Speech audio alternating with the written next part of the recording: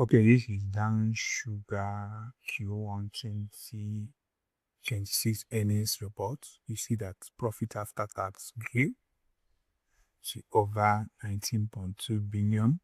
Then the gross margin grew by 23%.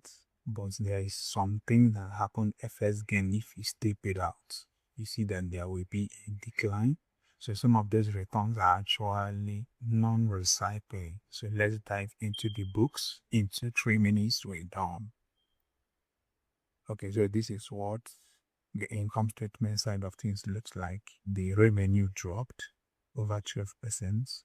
Then the gross margin, gross profits was on the upside, operating profit was on the upside, and it's finally the business turned profitable. But there are some things that added to this. So for the revenue dropping, doesn't really mean something different happened. What happened is that they are one of their products, which is Molax, dropped, the sales dropped, and the cost of sales also dropped. It helped broke up the revenue. Then another thing that is interesting from this book is that they booked an FX gain. The FX gain was staggering, close to 9 billion, which is pretty much nice. So this overall improved the bottom line on the business, and the business came back from a loss of last quarter to a profit if you overlay it quarter on quarter. So this is about their income statement.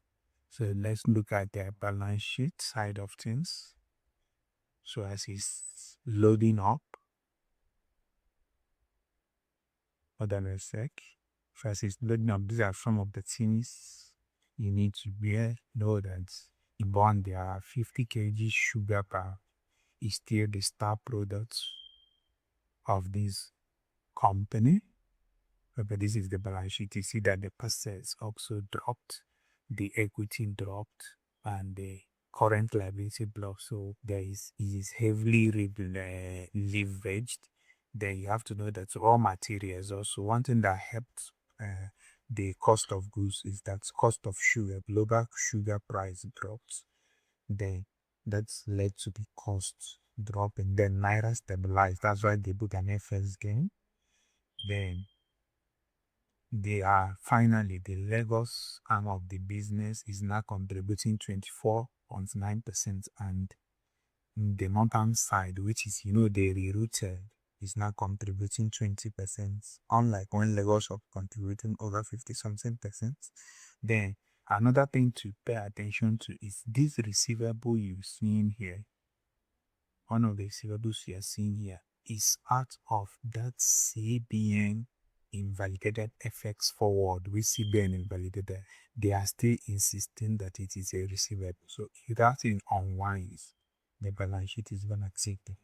Then the next thing to know is that there was a lot of borrowing from intergroup, the likes of NASCOM, the likes of Dangote Industry also borrowing the money. So there is an intergroup borrowing going on.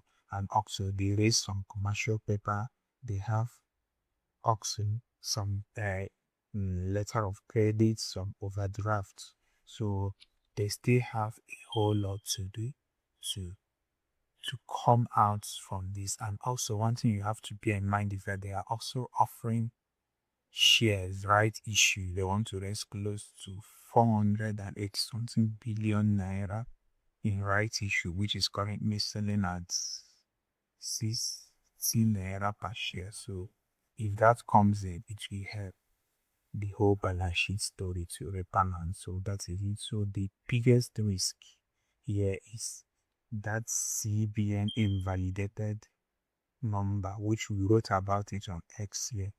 If it doesn't come in, which is here, if it doesn't come in, 41% of the total equity will disappear.